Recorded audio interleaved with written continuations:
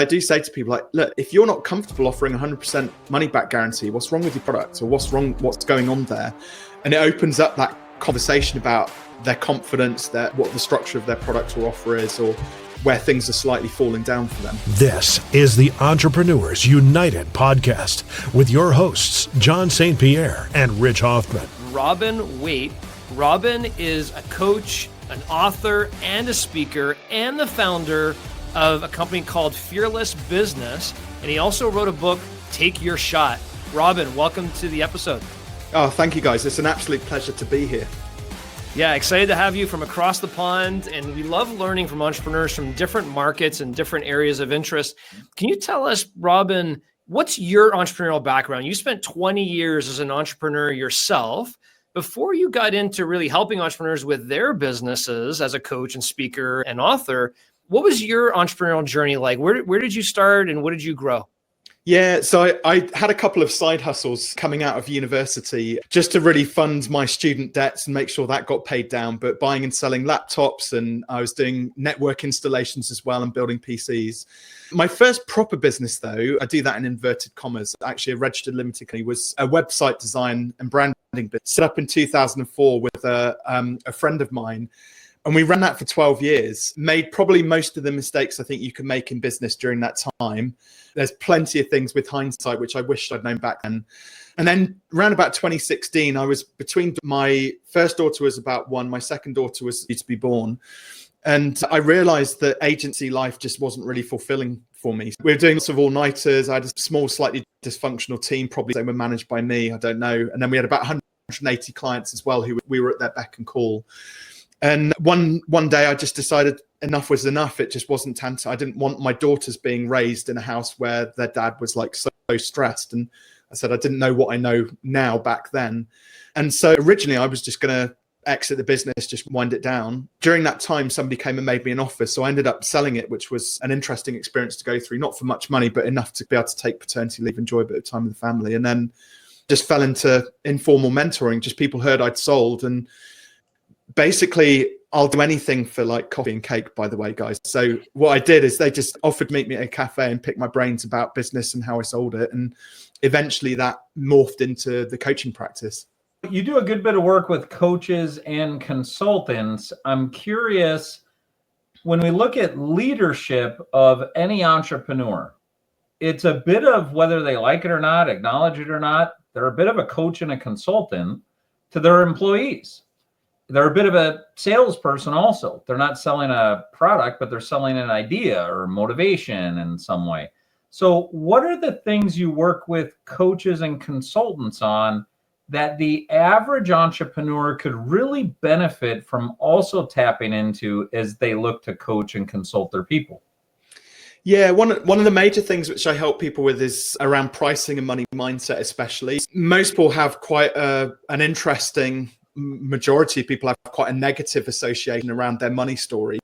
We hear a lot things like money doesn't grow on trees, and we perceive things when they're vastly expensive as being quite grotesque. People buy cars or fast jets or things like that for the average person. And most of the time in their household, they'll have had arguments around negative arguments and conversations around money, because a lot of the time, most people aren't born with a silver spoon in their mouth. So a lot of my work is actually helping the businesses we work with to really understand what their true worth is, what their value is, and that really the results and outcomes which they deliver to their clients. So typically when somebody's starting out in a business, they will talk very much more about the thing which they do based on time and materials, and they won't talk a great deal about, because again, they're good people, they're humble human beings. They won't talk about these amazing results and outcomes they get for their clients.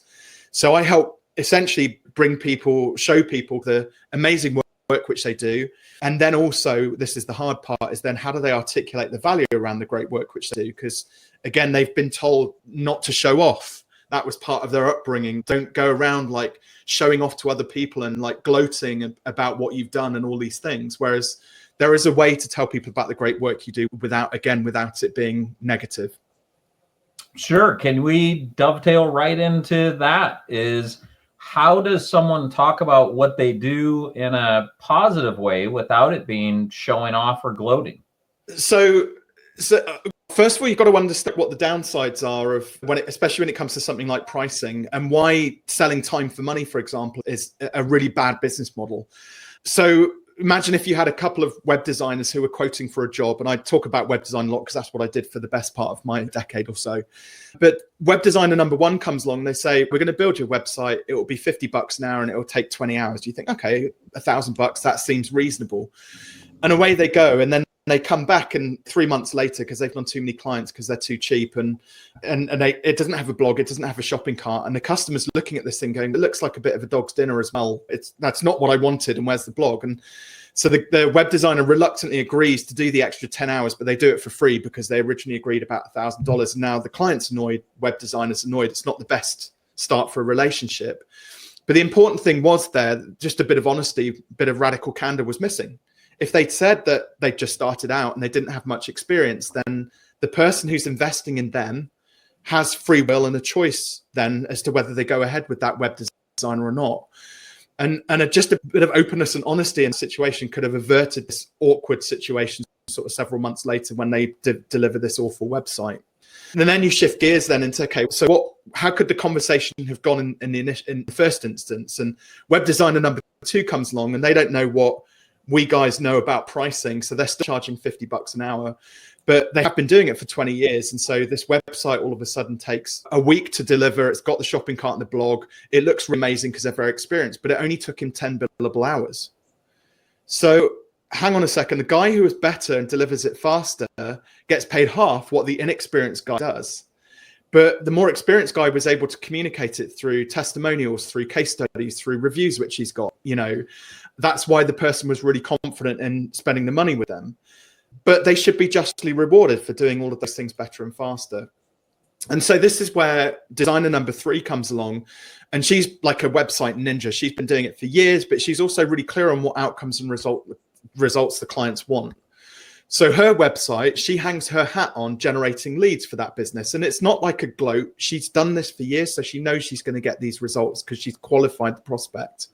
And so her website, she says, within 30 days, you'll be getting 15 to 20 qualified leads for your business. If I can't do that, I'll refund you the money and I'll pay you $1,000 for wasting your time. So that's her communicating her confidence and her ability to deliver great results. Now, the fact is she might be charging 10K for those websites, so 10 times the other guys. But I'll ask you both, which of those three would you have the confidence to invest your money into? The one that sold the result with money back instead of just selling what's the website. Also, there's a guarantee too. Yeah, with money back on it. Yeah, and guarantees. I guarantees to be like a gimmick. I only ever instruct people to use some kind of a guarantee if you can genuinely get that result and you're confident enough in that you would be comfortable giving your money back if you didn't. Guarantees are a little bit of a dodgy area, because if somebody's into like health, mind, body, spirit, it's not necessarily ethical, or it isn't ethical to offer 100% money back, because you can't guarantee to fix somebody, can you? So there are gray areas. And in that instance, we'd shift gears into something called what we call a value perception. So perceived value guarantee. So what that would look like is if you didn't feel considerably better by the end of this, and you genuinely feel you haven't had value for money, we'll have a discussion about how we compensate you for that. So there's a couple of exceptions to that, but it's slightly controversial. But I do say to people, like, look, if you're not comfortable offering 100% money back guarantee, what's wrong with your product, or what's going on there? And it opens up that conversation about their confidence, what the structure of their product or offer is, or where things are slightly falling down for them. Got it. So the idea is selling time for money, bad business model, because if somebody's inexperienced, takes them more time to probably have a worse product. And somebody who is experienced takes them less time and it's a better result, but they're getting paid less money to do it. Yeah. And that sweet spot is talking more about what is the result for the individual or client company, and then offering some type of hey, if we don't actually get that result, then yeah, you shouldn't pay full price. Yeah, that's it. 100%. Yeah, good. So what would be, you said that was the first thing that you usually go to, or most common thing with coaches and consultants. What would be the second? The second thing is then around how you handle the actual sales conversation itself. Again, like there's a lot of sales coaches out there who use quite nefarious sort of techniques, persuasive or aggressive sales techniques. And I always find it quite interesting when I broach this topic of conversation with people, because I'll ask, if you were to, let's play a word association game, guys. Like, what words would you associate with salespeople? What comes up for you? Go ahead, John. They're trying to make a commission. Yep. So it's not a word, but commission comes into play. Yeah, Yep. More interested in selling because they benefit instead of selling because the person they're selling to has a benefit. Yeah, absolutely. Any more? It plays into what I was saying. Money motivated. Yeah. So they tend to be, I'll help you out. So they tend to be words which crop up most often is like pushy or aggressive or trying to sell me something I don't want, or there's a number of different things here. But let's think about this actually rationally for a second. Quite often, the genuine salespeople, not like you, I probably don't want to offend anybody, but car salesmen or window double glazing salesmen or things like that. We're talking about like genuine small business owners. They actually want to help. They want to make their customers' lives better. So they show up on time.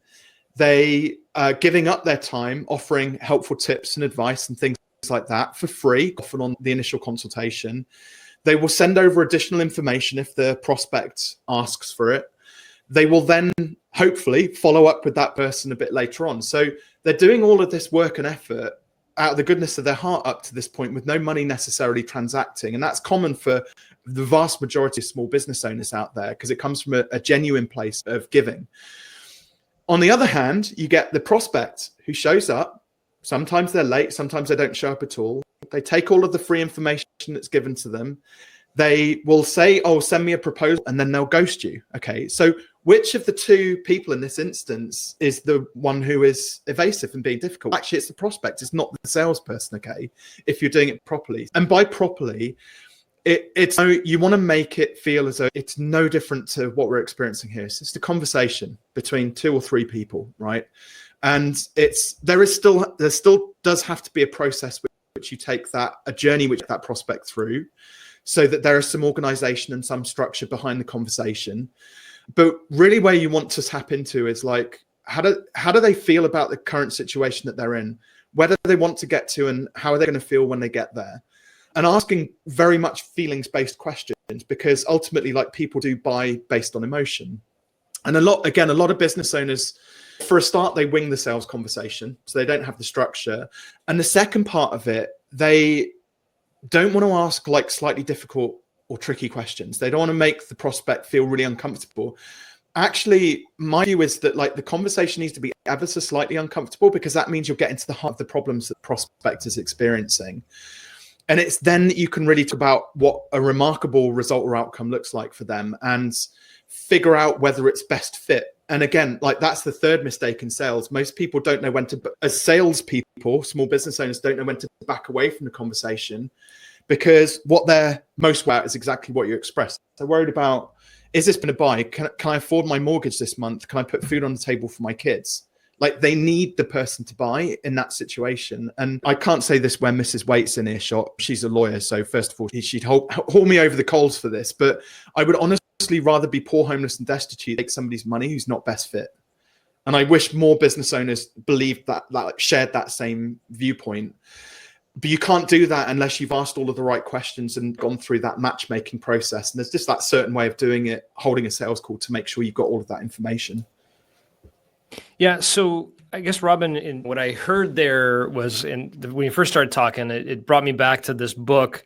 There's one of my favorite books by Adam Grant, Give and Take. Seek to give first, and then maybe you'll take a little bit later, but don't look to take. So don't try and just push the sale and get what you need out of it. You got to give value in order for it to be a two-way street. So that is really important. And you said having conversations like this to find the truth, which is asking sometimes some uncomfortable questions that I know for me, some of my best sales relationships when I was the sales rep was asking questions that the response on your side is, oh, that's a good question. I don't know the answer to that. Let me think about that. And then they start searching and they're talking out loud, and you're having this really beneficial conversation, versus when somebody feels like you're pushing to them or being a little too aggressive with what you're trying to push to them, a wall goes up. right? And now you get the one word answers. No, I don't need this. Thank you very much. Bye. It cuts the conversation short. So I like that. And then the last piece that you talked about there was being genuine in your matchmaking. If you're not a good fit, being able to be true with yourself, to not just go get the sale or the commission or whatever it may be, and advise them appropriately that this may not be the right fit.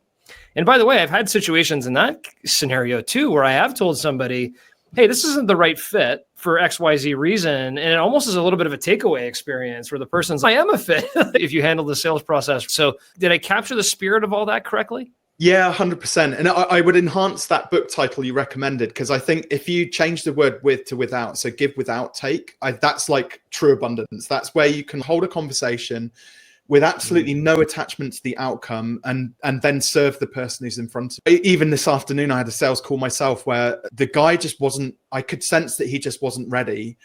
And it's interesting, like coaching's interesting because clients have to be coachable. There's no point in me rolling everybody who's got the money ready to throw at me. And then we get a week or a month into the process and I realize, oh gosh, they're really rubbish. They can't seem to do the work, the things that we discussed. They're not actually doing what they agreed, they said they were going to do. So part of my process, I have to figure out how coachable somebody is. And that's really hard because that's where you have to get into the proper like guts of it. So there's little things which I do where, like this afternoon, for example, I said to the guy, because he was very early stage in his business. In fact, he doesn't even have a business. It's just an idea at the moment. And I said, look, how about we do this? We've got Christmas and New Year coming up. Why don't you just, I'll set you a task. Would you be open to that? And he said, yeah, absolutely. I'd love to do that. And then he said, and I said, well, why don't you just go and speak to 10 people? So chief technical officers, CTOs who are in your niche, just spark a conversation with them, call it research. And then once you've done that, come back to me and we'll discuss how it went. But I want to join Robin. I want to know what I'm supposed to be saying to them. And I was like, just have a conversation. Let's not make this difficult. Like just conversation could be, hi, how's it going? Can I ask you 5 questions? Have 5 pre-written questions. It doesn't have to be difficult.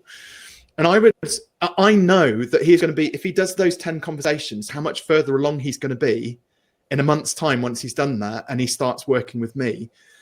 And if he doesn't do it, well, I've given him the tools that he needs to be able to do that and what he needs to do with it. And it's now up to him. You know, his destiny is in his own hands to a certain extent.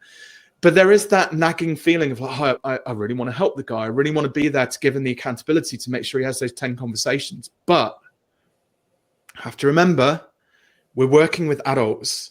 Like adults should be able to take responsibility for their actions or not. On the other hand, if they don't take action, and it shouldn't be too difficult for him to have those 10 conversations. So I'm cool with that. I'm detached from the outcome. If he comes back, great. If he doesn't come back, great. We're both no worse or better off than we were when we started. Yeah. So, Robin, there's 2 phrases that you have in your life that I want to double click on. The one is fearless business. And I'm sure fearless is intentional in that. Fearless business. And then the title of your book, Take Your Shot. What are you trying to send, or what do those mean to you? Why the aggressive? Take your shot, be fearless. Like, why do those come to you as your calling card? There's a bit of a backstory to fearless business. It's only a short one. So the concept behind fearless business is to fear the things in business ever so slightly less that hold you back, stop you from achieving your dreams or goals or whatever it might be. Along through this, I've experienced it, having to stand up and do a 60-second pitch at a business networking meeting. That puts the fear of God into so many different people. Having to raise your prices is very scary to a lot of people. But ultimately, there's only 2 things that can go wrong in business. You can either lose a bit of money or you can just look a bit stupid.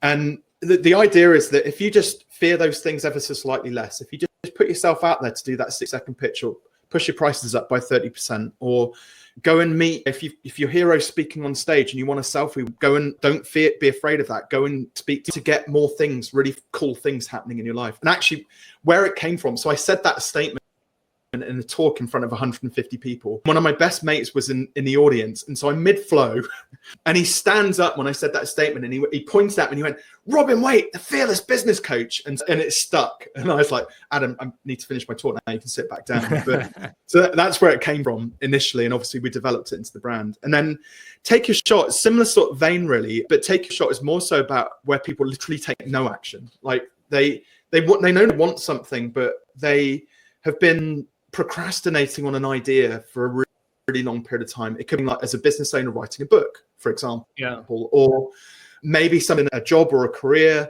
who wants to start a side hustle or a business, but has been too afraid to do it because what their wife or husband might think, or their friends or something like that, or because what if it fails?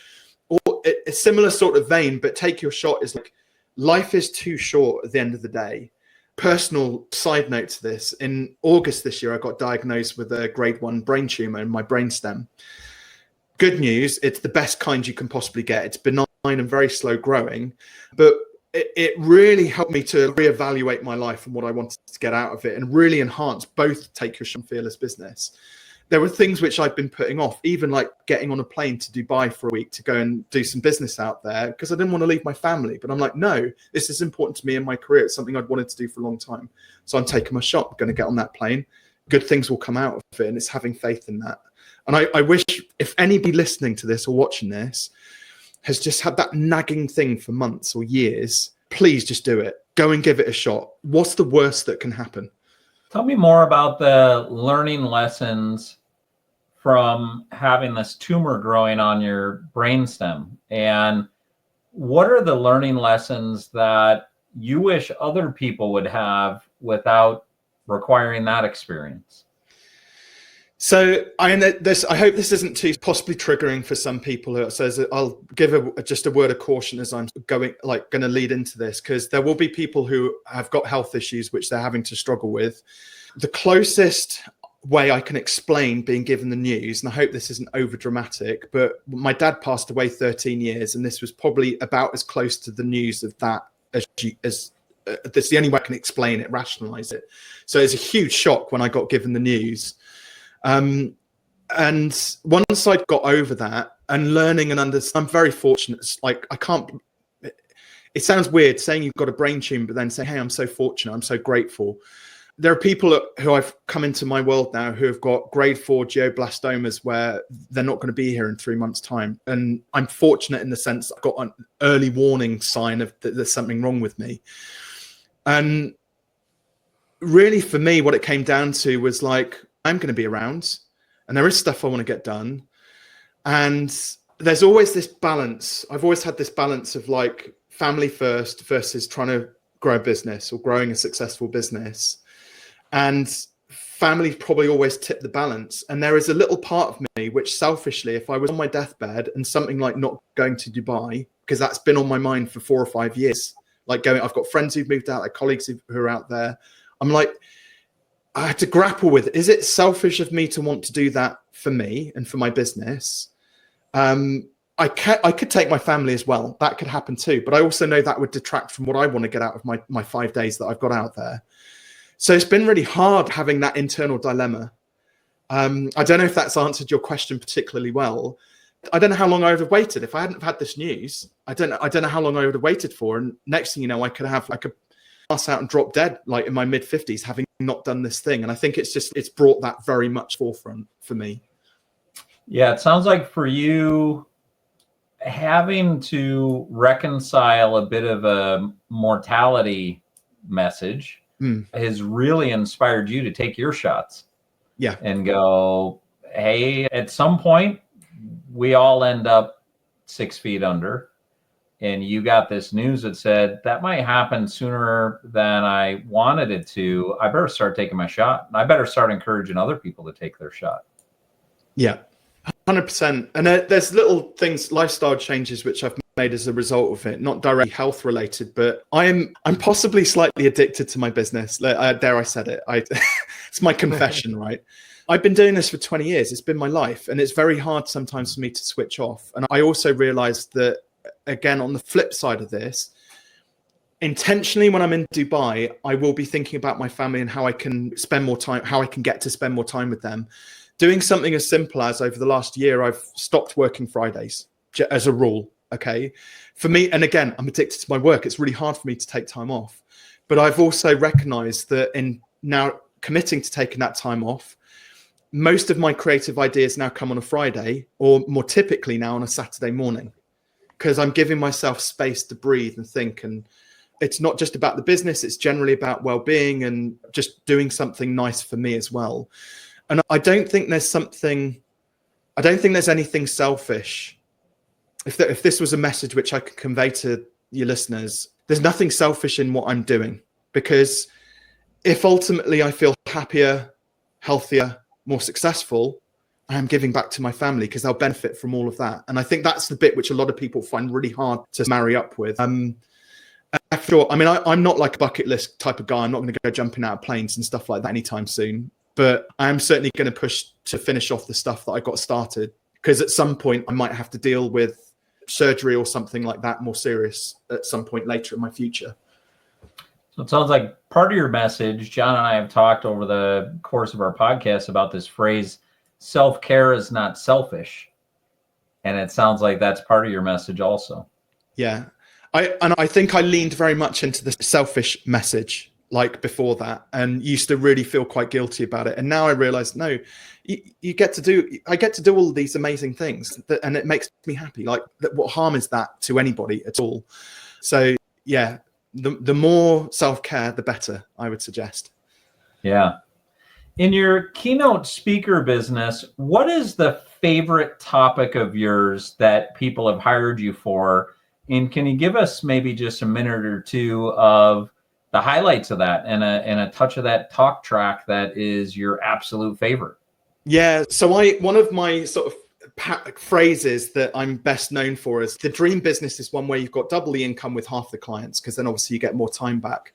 And it's obviously the bulk of it is based around this sort of pricing conversation that we started off with earlier on today. But the link there is between sort of pricing is around like how much capacity do you have versus how much demand can you actually stimulate for your product or service. So it's basically supply and demand economics. Like in 2024, the world has changed like dramatically compared to 2004 when I registered my first business. So for a start, there's 10 times the number of businesses registered in pretty much every country around the globe, right? So in the UK, there was 500,000 registered businesses 2004. Today, there's 6 million. So there's actually 12 times the number of businesses that you're competing against just in the UK. You then introduce the internet and social media, and now you've got this global marketplace that you're competing against, as well as the 12 times the number of businesses. And I think a lot of business owners are like, oh, global marketplace, I can get online and sell my products and services. And I'm like, whoa, hold your horses. Because if you don't set your business up for success, if you don't price your products correctly, if you're not aware of how much capacity you've got, if you don't set financial goals for yourself so that you know how hard you've got to work for that money over whatever time period, if you just go into it blindly, you could be building a business model that's not profitable. And then you're going to try and scale that by marketing online in this global marketplace. You're amplifying an unprofitable business. So get the balance right between how many clients do we want to take on? Are we getting paid tantamount reward for those clients that we work with, obviously delivering those great results?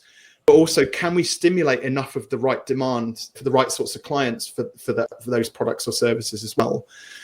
And like literally, there is a perfect business where you can have half the clients and double the income if you get that balance. Yeah, and it really plays into this. I want to come back to where we started with the pricing. Like you said, if you're results oriented and you're willing to put your money where your mouth is, people are seeking that, and it works, right? And so when I think about the idea of being so confident in what you do, that you can be confident in the result, and so confident that you can charge 2 or 3 or 4x what your competitors are charging, but then also add that guarantee that if it doesn't work for that individual, genuinely, you're willing to say, hey, it didn't work in that particular case, and put your money where your mouth is. I just love that whole premise of doubling your business or doubling the profitability of your business, maybe, as a core concept. Robin, one thing you said at the beginning, and I'm just thinking about, again, as an entrepreneur, I'm just curious. Yeah. Is you had your agency and you ran it for many years.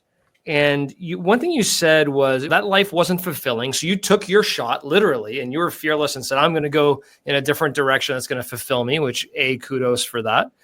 But you said something about making plenty of mistakes. And I want to just come back to this right now. Beyond pricing and the sales strategy we talked about, if we were to go to something else, what were some of the mistakes you made that are beyond pricing and sales and being fearless that you would say, yeah, I learned do this, not that? What would be a couple of things in that bucket as we look to wrap this conversation here today? Yeah. So aside from the pricing side of things, one of the major mistakes we made was that we were too broad in our niche. So, and since then, I'm a firm believer, and this is what we help our clients with, is you need to learn how to do one thing really well for one specific type of client. Because imagine if you had two types of clients and two different products that you sell, it's not like you've got double the workload. It's actually 2 squared. It creates 4 times the workload because you're marketing 2 different products to 2 different types of clients as well as delivering to, and it just goes crazy, even at 2 by 2. So really hone in on a specific niche that you love working with, that you get great results for, and also that can afford to work with you.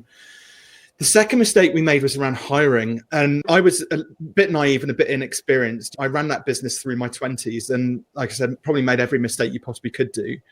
But when it came to hiring, initially, like my business partner and I got really busy and we hired for non-revenue generating tasks. So we thought we were the main sort of breadwinners in the business. So we were doing a lot of the web design and branding work ourselves. And we thought we'll get somebody to answer our emails, answer the phones, set up our diaries and do all of that side of things.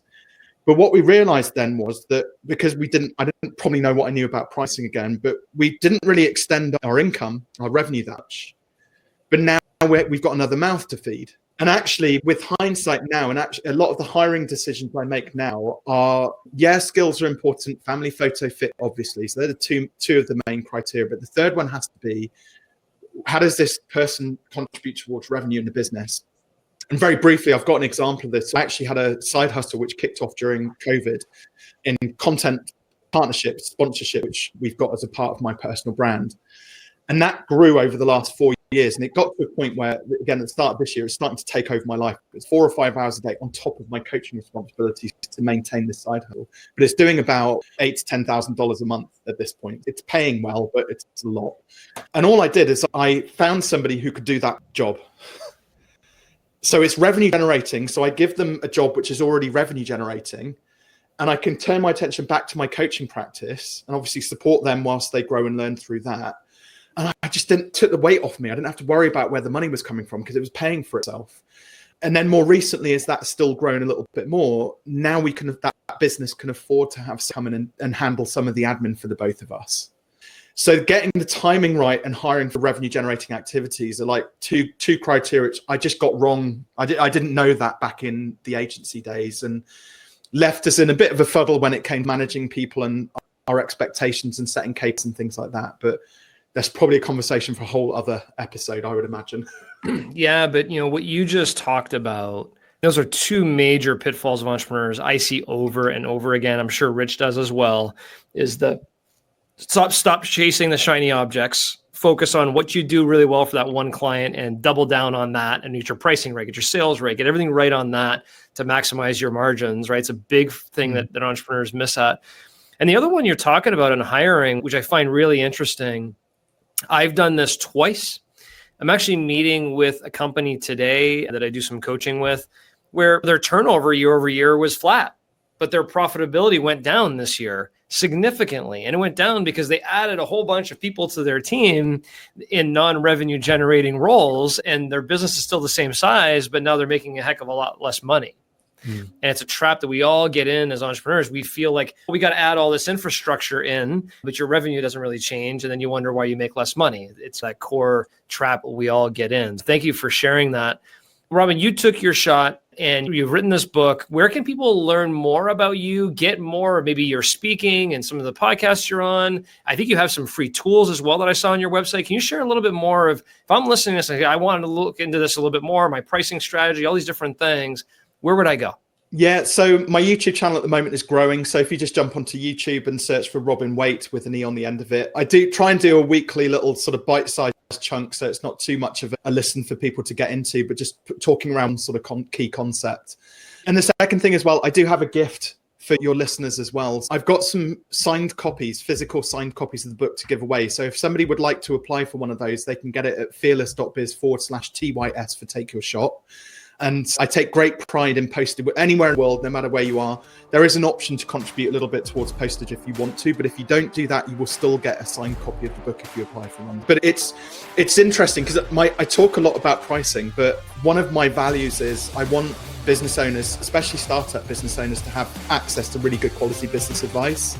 So it's really important to me. Like, I give 3,000 copies of the book a year. I guest on podcasts, do my YouTube channel, because that's helping people hopefully to get started. So it pays into that.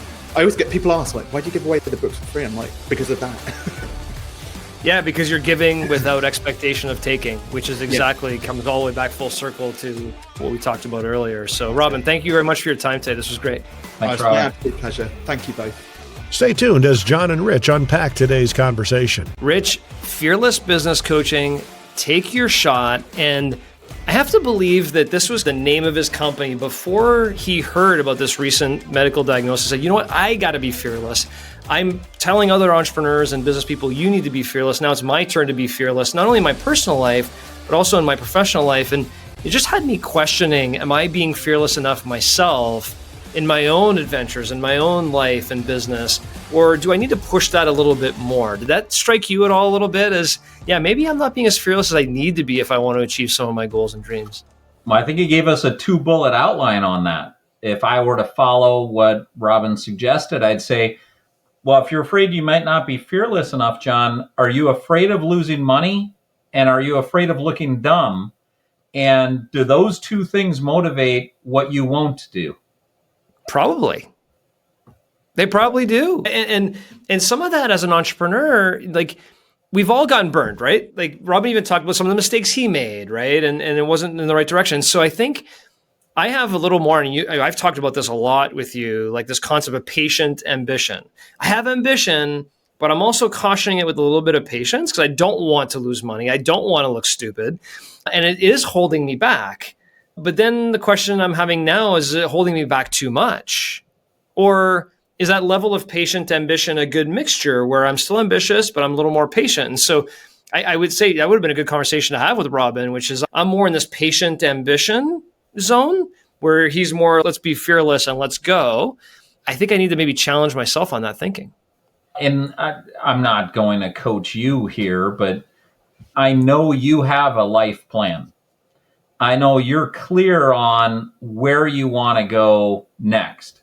You're clear on what you desire, where you are currently, and have a path to go from point A to point B. Yep. Quite honestly, I hear what you're saying, and I hear you have some concern. It's certainly relevant to the podcast we just did. I think you're miles ahead of the average person based on the clarity you have of what you want, where you are, and the path on how to get there. And I think you're probably in a decent place on navigating how much is fear of losing money and looking stupid. How much is that controlling you? Because you're still navigating towards your path, which, now I didn't mean it to end up this way, but it's a bit of a plug for coaching and having a coach who's going to work with you on what exactly do you want out of this business? What exactly do you want out of this life? And where are you now? And how are you going to get to where you want to go? Who's holding you accountable? Who's helping you get skilled up and make sure you stay on point? So because you have some of that, I think you're miles ahead. Yeah, I think it still bears the question, right? And I think you hit the nail on the head. As you were talking, it's exactly what I was thinking, which is that's why you want a fearless business coach like Robin. That's why you want somebody who's challenging you a little bit to be like, hey, are you just too nervous to make, what's the worst case scenario? You make this play. Let's make sure that you don't lose your house, but like, how do we make sure you can go do some of the things you want to be able to do? And I think it just highlights life is short and you have some goals and you have to have some level of ambition, some level of pushing too. And the one area that I love about everything we're talking about is Robin's not saying, hey, go work an extra 40 hours a week because you want to be fearless and go after it. Actually, he's saying the actual opposite, which is, why don't you be smart a little bit? Be fearless about raising your pricing. Be fearless about offering a guarantee because you believe in what you're going to be able to do. Be fearless about investigating your sales processes and your business and asking tough questions to the customer as opposed to just trying to cater to the customer in the sales process. A lot of it is really working smart, not hard, in Robin's formula there, which I really love, because the idea of taking Fridays off and doubling my business with half the clients sounds great. And I think way too often, we didn't dive into this with Robin, but I think a lot of times we do struggle with money issues, meaning our perception of money, our perception of cost, our perception of how much something is going to be relative to the result that we're seeking. And I really love that connection to bring it all the way back full circle of no matter what you're doing, if you can connect the value of what you're pricing to the result someone's trying to achieve and put a guarantee in place, why would somebody not want to do business with you? Well, and some of what you were talking about there speaks to his idea of capacity and demand. And just from a cursory overview of his website around the pricing model, he's got a formula on there of, so how much money do you want to make? And how many of whatever you're selling do you need to sell to make that much money? And how many hours a week do you want to work? And you calculate all that up, and that tells you what you need to charge in order to make what you want to make, to work the amount of hours you want to work. You now know how many clients or products or services that need to be sold. I want to challenge this idea real quick around the dream business being twice the income and half the clients. And I probably should have asked this of him, but I'd love to get your take on it. It feels like that may not be as mission driven as what maybe it could be or should be. Not that your dream is to have twice as many clients with half the income. I get that's not the dream business. But the idea of just half the clients, if you're a salesperson who's really on the right side of things, it feels you have solutions to provide people with problems. Why would you be driven to give that to half of the people? Yeah. Wouldn't you be driven to give that to all of the people and more, because you're on a mission to solve this problem for as many people as you have? I think you're taking that a little too literally. If you just put in the context of, I want to work smarter, not harder. I want to be able to double my profitability on the clients that I have, and therefore you have more of you. So for example, if you have 10 clients right now and you're maxed out with your time, you can't help the 11th, 12th, 13th client.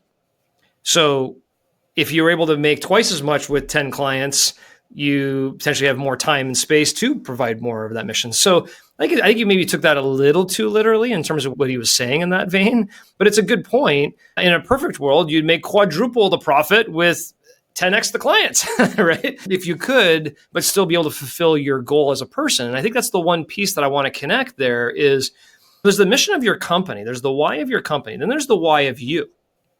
What is your why? And if you overextend to your why, Robin did that in his prior job, right? He did that in his prior company, I should say, where he wasn't fulfilled. He just wasn't fulfilled in that role and therefore had to exit that because it didn't align to his life plan. Now he has a business that aligns to his life plan. He can work with as many clients as he ultimately wants to, but you still need to have your life as a priority. As you talked about, self-care isn't selfish. Care about yourself first, therefore you can genuinely give to your customers. And a lot of what we talked about too, Rich, it resonates in that perceived value that we talked with David Kirchin about. And just a recent episode here about how can you help people perceive the value in what you're doing appropriately. And if you can connect those 2 points, how important that really is. I loved the twist he had on the Adam Grant book you brought up. Yeah, that was good. So instead of give and take, give without take. And just be detached from the outcome for yourself. That it's really just about giving. If it's about giving, then it needs to be about giving. And not about waiting for what do you get next. Being generous, if it's actually being generous and giving, you're not actually counting what you get back. Yeah, love that, Rich. And thanks for joining us, entrepreneurs. If you're still here listening to this podcast, please go visit robinwaite.com. That's Waite with an E at the end, robinwaite.com. He's got a lot of good tools on there, Rich, that I went to look at. Specifically, I think the pricing one. I think we all need to challenge ourselves on pricing as we go in here to 2025. So hope you enjoyed this episode. Please leave us a review, like it, and if you have any guests to suggest, please hit us up with some suggestions. We appreciate it. Thank you.